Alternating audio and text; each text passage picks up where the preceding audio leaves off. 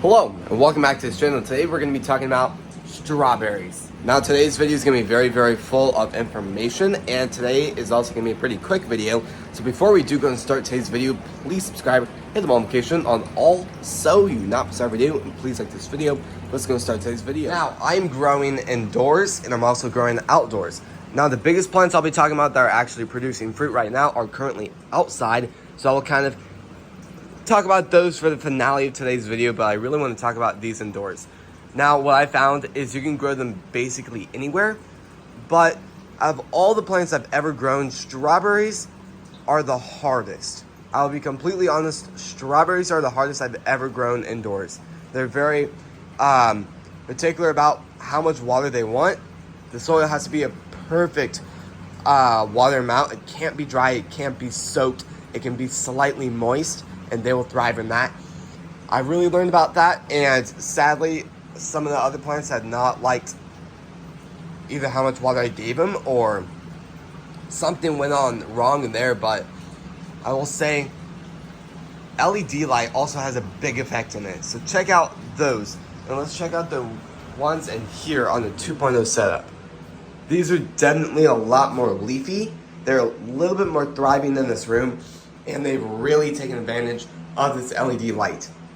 I will say another great thing I'm using to help keep the soil a little bit drier is this little fan. It's not going to do much, but it's still going to do something for the case of ventilation. So if you guys are doing something like this and you don't have a fan, I strongly recommend you spending maybe $10 to get a small, or maybe $20 to get like a box fan or something. These box fans are very effective and are not horribly expensive in some cases. So beautiful plants. I will say, if you guys have the chance to grow strawberry plants, maybe if you could get them from like a greenhouse or like a nursery, get those. Those have already completely grown their root structure out and they're ready to be planted. So if I were you, go ahead and plant those, get those. If you guys want to do it the hard way, you can go by seed. Seed is probably the most, I will say strawberry seeds are probably the hardest seeds I've ever worked with to germinate and grow. I will say I've worked with them, and by the time they hit about this size, I could probably have maybe 2,000 strawberries from another plant that I got a bare root from.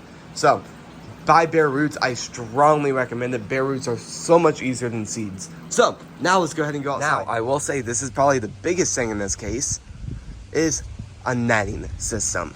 Now my field is right here. I did plan out to have a lot more strawberries throughout the entire field, but sadly really none of them grew, sadly. But I will say this is absolutely amazing. I will say if you're growing outside, you have to have a net. Just bugs will come up, birds will come up and eat all your strawberries. By the time you actually realize you have strawberries, they've already entered a bird's stomach. So just keep that in mind. That's kind of an advantage of growing strawberries indoors. If you can get them the fruit and flower, you don't have to cover them up because you're growing in a non-bug environment. So just keep that in mind. That's kind of an advantage of growing indoors. But these are absolutely beautiful.